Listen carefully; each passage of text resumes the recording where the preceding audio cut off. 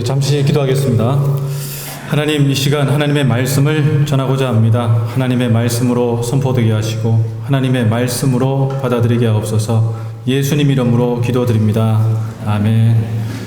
우리 사랑하는 교회 여러분, 반갑습니다. 제가 2년 전에 이곳에 말씀을 나누었었는데 그때는 이제 대령 진급 예정자였고 지금은 또 대령이 됐고 마침 감사하게도 육군 군종 병과장이라고 좀 이따 소개를 드리겠습니다만은 됐습니다. 그래서 우리 신카대학장님 불러주시고 고소영 교수님께 말씀해 주셔서 이 자리에 오게 된 것 같습니다. 옛날에 이 수요체플에 오시는 분들 보면은 이렇게 정말 아저씨 같고 그렇게 생각했었는데 제가 이제 그 자리에 와가지고 송구합니다. 아마도 제가 이렇게 이곳에 온 이유는 90학번 때부터였을 거예요. 90학번 때면은 시조새가 날던 때인데 아무튼 그 90학번 때 당시에 은준관 교수님이라고 기독교육 하신 교수님이 군목이셨어요. 군목으로 예편하셨던 분이었는데 교수님 하시다가 이제 다른 많은 분들 노력을 해서 90학번 때부터 군정사관 후보생이 이제 시작되었고 3년 단기로 나가시는 분들도 계셨지만 장기자라고 하죠. 3년 더 있고 계속 있었던 사람들 중에 제일 첫 번째가 접니다. 그래서 지금 현재 우리 연세 신학 연신 출신 군중 목사는 한 19 안 될 것 같아요. 그 정도 되고요. 대령은 감사하게도 저도 이제 대령이지만 손봉기 목사님이라고 94학번인데 저는 이제 92학번이고 홍국평 우리 교수님은 93학번 군종은 58기로 저하고 기수가 같습니다. 그렇게 해서 공부 잘하시는 분 다 해외로 보냈기 때문에 저는 이제 군에 남아서 지금까지 온 것 같아요. 군종 병과는 한국 전쟁 중에 이제 시작된 병과입니다. 그래서 군종 목사, 군종 신부 이 두 종교 기독교와 천주교로 시작을 했다가 베트남 월남이 파병할 때 베트남은 이제 나라가 불교 국가니까 불교 쪽에서 이제 강하게 요청을 했기 때문에 불교 법사님이 오시게 되었고 시간이 좀 상당히 지난 뒤에는 원불교의 교무님이 오게 되었습니다. 그래서 지금은 4개 종교라고 하는 4대 종교, 기천불원이라고 얘기를 하는데 그렇게 있고 총 한 300명, 구체적으로 얘기하면 또 안 되더라고요. 하여튼 300여 명 정도 됩니다. 다 합쳐서 그렇게 되어 있고 그 300여 명을 대표한다고 해야 되겠나요? 그렇게 감당하고 있습니다. 제 사무실에 육군본부 군정실이라고 육군 참모총장님의 이제 참모가 됩니다. 옆에서 이렇게 서포트하는 개념인데 총장님의 사무실에 이 군종실에는 목사는 지금 셋, 군종 신부님 2분, 그리고 법사님 2분 이렇게 같이 있어요. 한 사무실에서 같이 있습니다. 가끔씩 저한테 격려도 해줍니다. 법사님은 잘하시는데 또 안 그런 분도 있긴 하지만 감사하죠. 서로 종교적인 논쟁을 하지는 않고 군에 들어와 있는 우리 병사들 또는 또 군에 계시는 간부들을 어떻게 하면 잘 좀 보듬을 수 있을 것인지, 그리고 요즘 군종사관 후보생 시험을 많이 안 치신다고 하더라고요. 3년이라고 하니까 너무 길다. 그 반만 해도 되는데 생각하시는 분도 많이 계시다고 하는데 아무튼 군에 들어온 우리 용사들을 어떻게 하면은 잘 보듬어서 전역시킬 수 있을 것인가 라고 하는 것에 마음을 품고 있습니다. 오늘 이 자리에 계신 분들, 제가 설교하기 전에 우리 학장님과 같이 말씀을 나누는데 기독교가 아닌 분들도 한 반 정도 된다고 얘기를 듣고 참 감사하다 생각이 듭니다. 그래도 기독교가 반이나 되잖아요. 생각이 들고, 그런 면에서 제가 오늘 여기 계신 분들이 다 목회의 길을 걷지도 또 특수한 이 군정 목사의 길을 가실 분도 많이 안 계시겠지만 목회라는 영역에 대해서 좀 폭넓게 생각할 수 있는 좀 계기가 되었으면 좋지 않겠나 생각을 하면서 오늘 본문을 택하게 되었습니다. 여러분 잘 아시는 본문입니다. 설교 듣다가 떨어져 죽은 청년 얘기예요. 그래서 목사님들은 설교할 때 자지 마라 이렇게 얘기하긴 하는데 유두고라고 합니다. 아마 요 노예 이름이었다라고도 하는데 뜻은 이름이 참 좋은 것 같아요. 행운하라는 뜻이더라고요. 그래서 참 아이러니하긴 합니다만은. 근데 이 청년 유두고라고 했는데 청년 헬라어로 찾아보니까 네아니아스라고 한다 합니다. 근데 이게 청년이라고 했을 때에도 육체 노동을 좀 많이 하는, 그냥 요즘으로 치면은 청년 노동자를 당시에 네아니아스 이렇게 표현을 했다고 그래요. 그런데 이 본문에 보니까 유두고가 깊이 졸고 있었다 이렇게 되어 있습니다. 실제로 사도 바울이 밤늦게 왔고 그곳 지역에서 빨리 다른 곳으로 이동해야 되는 좀 긴박한 상황이었기 때문에 사도 바울에게 있어서는 다시는 못 만날 수 있겠다는 생각이 들어서 온 김에 좀 진하게 좀 이렇게 말씀을 전한 거죠. 그런데 생각을 해보면 낮에 하루 종일 일했다가 피곤한데 밤에 그래도 말씀을 들으려고 찾아온 유두고 대단한 청년 아닙니까? 저는 이 유두고를 군에서 좀 만난 것 같아요. 초임 때 교회 예배당에 그때는 형제들이 많이 왔습니다. 300명 이렇게 많이 왔어요. 그런데 형제들이 와서 제가 설교를 하면 다들 고개를 끄덕거리더라고요. 그래서 이게 참 감사하다 이렇게 생각을 하고 있는데 유심하게 보니까 다 자고 있는 거예요. 졸음에 못 이겨 막 끄덕끄덕하고 있더라고요. 그래서 아예 자는 사람들은 병장 정도 되면 이제 다 이렇게 숙면을 취할 수 있는데 2등병이나 1병은 그럴 수 없잖아요. 그걸 보면서 여러 가지 생각을 많이 들었는데 저는 그런 생각을 해봐요. 이런 힘들고 삶의 저변에서 참 답답한 상황 가운데 있었던 이 유두고라고 하는 청년이 군대에 있는 이 청년이 아닐까 생각도 들고 이 시대에 똑같이 삶의 저변에서 또는 힘들고 어려운 자리에서 하루의 일과를 또 삶을 살아가다가 그래도 뭔가 중요한 말씀을 듣고 삶의 소중한 계기를 만들고 싶어서 오지 않았을까 생각을 해보게 됩니다. 실제로는 본문을 또 유수하게 좀 보면 유두고는 게을러서라든지 또 뭐 속된 말로 이렇게 게임 많이 해가지고 잠와가지고 뭐 그런 건 아니잖아요. 구조적인 이유가 있습니다. 사람이 많이 모여 있는 자리였고 실제로는 3층이라고 하는데 3층은 노예나 하층민들이 거주했던 곳이라고 합니다.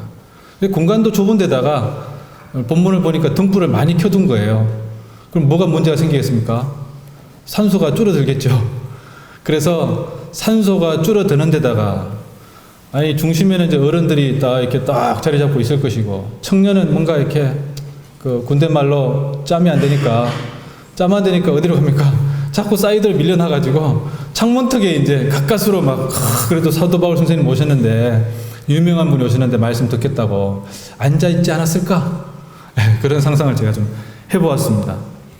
가장 산소가 부족한 자리 또는 주변에 밀려간 자리 그 중심에는 초대교회가 뭐 잘못됐다는 게 아니라 하다 보면 어른들을 먼저 앉고 그리고 일찍 온 사람들은 당연히 제일 앞자리 좋은 자리에 앉기 마련인데 늦게 오면 뒤에 처질 수밖에 없잖아요. 유두고 막 세상에 뛰어든 이 청년들처럼 창문턱에 앉아있는 실제로는 그 자리가 얼마나 위험한지 떨어지고 난 뒤에야 위험한 줄 알았지만 그 창문턱에 앉아있는 유두고가 얼마나 위험했을까 그런 생각을 하는 사람들은 그렇게 많이 없었던 것 같습니다. 군대도 그렇죠. 군대도 여러분 최전방에 뭐가 있을까요? 최전방에 GP라고 있습니다. GP. 가드 포스터라고 합니다. 경계 초소죠. 보신 분은 아마 대한민국에 하면 1%도 안 될 텐데 지피는 거대한 바다 위에 떠 있는 섬과 같습니다.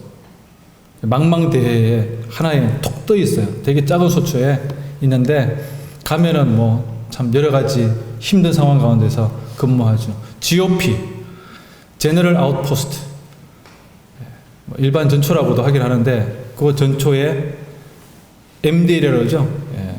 군사 봉기세를 따라서 쫙 이렇게 근무를 서고 있습니다. 거기에 정말 앳된 청년들이 대한민국의 가장 최전방에 가장 힘든 곳에 영하 20도는 기본이고 그런 곳에서 대한민국을 지키고 있더라는 겁니다. 이 시대의 유두고가 그렇게 멀리 있는 것이 아니라 저는 정말 많은 사람들을 만났습니다. 실제는 그렇죠. 군대에서 졸고 있는 형제들, 목사로서는 참 이렇게 힘들잖아요. 내가 이렇게 설교가 재미가 없나? 하면서 자괴감에 시달릴 때도 많았는데 제가 그 형제들을 흔들어 깨우지 않았습니다. 어떤 목사님들은 2열 다 잃어서 엎드려 뻗죠. 이렇게 해병대는 그렇게 했었다는 전설적인 얘기가 있습니다. 두고두고 욕을 얻어먹으시더라고. 근데 저는 이제 제 친구가 고등학교 친구가 우연찮게 이제 군에 들어오기 전에 만났는데 그 친구가 그러더라고요. 택조야, 군대 가면 애들 깨우지 마라. 걔들 예배 와서 졸고 있는 거 그거 죄가 아니지 않냐? 예배 시간에 잠도 좀 자도 되잖아. 뭐 이렇게 얘기하더라고요. 그래서 예배 시간에 잔단 말이야? 이렇게 생각을 하다가 와보니까 실제로는 적나라하게 잘고 있는 겁니다.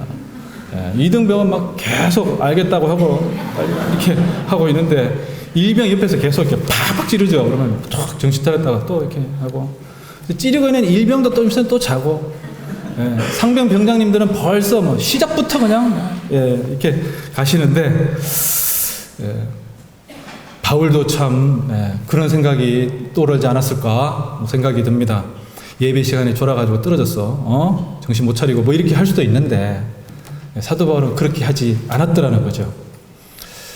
제 친구의 조언과 아울러서 사도 바울의 유두고에 대한 이야기를 곱씹어 보면서 제가 뭐 노력했다기보다는 어떻게 보면 당연히 그럴 수 있죠. 당연히 그렇게 해야 된다고도 생각합니다. 아니 저는 목사지만 형제들은 밤새도록 경계 근무를 써야 되잖아요.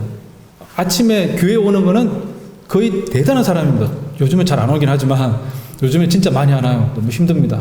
근데 아무튼 옵니다. 그럼 잠이 안 올 수가 없어요. 교회 집사님들 중에도 밤에 근무를 쓰고 주일 아침에 예배 오는 분이 있습니다. 그분이 안 존다는 것은 쉽지가 않아요. 그래서 그 형제들이 졸거나 뭐 해서 뭐라고 탓할 건 아니고 나갈 때마다 꼭 손을 잡아줍니다. 200명 손 잡아주면 10분 이상 줄이 쫙 서가지고 손을 잡아주는데 제가 할 수 있는 많은 그러나 정말 눈 마주치면서 이름 불러주고 온유 뭐 성철이 이렇게 해줘요. 기억은 잘 못할 수 있지만 그 형제들에게 이름을 불려준다는 거 되게 중요하고 수요일이 되면 교회 오는 형제들한테 라면을 끓여줬어요. 비가 오면 100% 끓여줬습니다. 비 오고 수요일 저녁 약간 낭만 쩔 수 있게 라면을 그때 먹었는데 하면서 생각할 수 있는 금요일 저녁이 되면 생활관을 찾아갔습니다. 그래서 이 피자 잘 만드는 학교에서 만든 그걸 들고 돈이 없잖아요. 그래서 가서 사가면 정말 놀라운 게 최전방은 피자를 반판을 먹습니다. 한 사람이. 근데 후방으로 올수록 2조각 이상을 먹지를 못해요. 너희들은 빠졌어. 뭐 이렇게 갈구기도 하는데 당시에는 이제 토요일이 근무할 때라서 금요일이 최고예요. 그래서 불금이라고. 그래서 불금 피자라고 했습니다. 나가지는 못하지만 내가 위로해 줄게. 신청서 받아서 찾아가기도 했었거든요. 그리고 무엇보다도 제일 중요한 설교의 형식을 바꾸기로 했습니다. 그때까지는 3대지 설교였어요. 3대지라고 첫째는, 둘째는, 셋째는까지 가야 되거든요. 근데 참 신기하게도 첫째는 하면 이제 뭐 그냥 그래 첫째는이겠지 이렇게 하고 끝나는데 둘째는 하면 반 정도가 바로 팍 그냥 다 전사 수준이에요. 에이 하고 셋째는까지 했을 때는 남아있는 사람들은 거의 없고 다 전사한 사람들만 이렇게 하나님 다 만나러 가서 이걸 어떻게 해야 되나 생각을 하다가 아니 첫째는만 해도 되잖아요 솔직히. 그 다음부터는 첫째는이라는 말 자체를 하지 않습니다. 오늘 제가 이런 첫째는 둘째는 하질 않죠. 예. 그래서 빨리 끝내야 되겠다. 빨리 끝내야 되겠다. 15분 만에 끝내야 되겠다. 오늘도 원고 청탁을 이 설교 부탁을 받을 때 목사님 15분 내에 끝내셔야 됩니다. 라고 얘기를 하셨거든요. 이게 군대인가 이런 생각도 해보았는데 뭐 간명하게 하면 되죠. 그래서 저의 설교가 그 다음부터는 유명해졌어요. 졸지 않는 설교라는 거예요. 졸만 하면 끝내버렸기 때문에 아무도 자는 사람이 없습니다. 한 사람이 졸기 시작한다. 그 형제가 이렇게 하다가 싹 갈 것 같다 하면 바로 끝냅니다. 자, 할렐루야 하고 바로 끝내는 거죠. 오늘 이 자리에 계신 분들 아마 훗날 이제 목회의 길을 걸으시는 분들 많이 계시지 않는다고 들었습니다. 목사의 길이 많이 걷는다고 해서 그 길이 복된 길이다 그렇게 말씀드리고 싶진 않은데 참 복된 길이죠. 그런데 여기 계신 분들 중에 또 교수님 하시는 분도 계시겠고 또 다른 데 전과에서 또 배운 지식들을 다른 쪽으로 더 활용하고 또 자기 개발 그래서 사회에 도움이 되는 그런 역할들을 하고 싶어하는 분이 많이 계실 겁니다. 제 친구들 중에는 변호사도 있고요. 서울의 시청에 행정직 공무원으로 있는 고위급 공무원도 있습니다. 다들 자기의 삶 속에서 무엇인가 역할을 한다는 것이죠. 저는 그런 의미에서 목회는 유두고를 찾아가는 작업이라고 생각합니다. 유두고. 근데 유두고가 꼭 교회 건물 안에 있을 이유가 없잖아요. 이 사회 가운데에서 실제로는 군에서는 GP에도 있을 수 있고 GOP, 해안, 강안에서 칼바람 맞으면서 근무하고 있는 그 형제들 유두고입니다. 그러나 이 사회 가운데서도 수많은 청년 노동자들이 있고 이 사회의 저변에 많이 힘들어하고 있는 옛날식으로 하면은 청년 전태일이 있다는 겁니다. 힘들고 어려워하는 그 옆에 강단에서 울려 퍼지는 힘차고 명확한 메시지도 대단히 중요하지만 정답을 제시하기 이전에 먼저 내려가서 보듬을 수 있는, 끼안을 수 있는, 사도 바울은 그렇게 했습니다. 3층에서 내려가서 그 형제를, 그 유두고를 끌어안습니다. 그리고는 이렇게 얘기합니다. 주위의 사람들이 난리를 났겠죠. 떠들지 마라. 생명이 그에게 있다. 우리가 연세신학의 이름으로 여기에서 잠시 머물다 가셨던, 오랫동안 공부하셨던 관계없이 저 자신에게는 정말 지워지지 않은 흔적입니다. 저는 이렇게 좋은 데서 근무하지 못했고 공부하지 못했지만 아펜젤러관에서 그리고 당시 민경배 교수님이 여러분 여기는 윤동조 선생님이 공부하셨던 곳입니다 하면서 해가지고 우리 너무 감사하다 이렇게 하면서 공부했었는데 채플은 저 학생회관 뒤에 있는 루스 채플에서 했었거든요. 시설이 좋고 여러 가지 상황이 참 괜찮죠. 그럼에도 불구하고 우리가 이곳에서 배웠던 신앙과 신학의 모습들은 이 사회 가운데에서 반드시 펼쳐내야 될 그 무엇인가가 되어야 되고 그것이 이 사회에 있는 유두고들을 우리가 정말 위로하는 자리에 그 자리에 서 있으면 얼마나 좋을까 그런 생각을 해봅니다. 그렇게 함께 해봤으면 좋겠습니다. 그리고 군목도 참 좋습니다. 기도하겠습니다. 하나님, 우리를 창문턱에 유두고들에게 보내주시옵소서. 강단에서 내려가 그들의 몸을 안는 바울의 그 손길을 우리에게 허락하여 주시옵소서.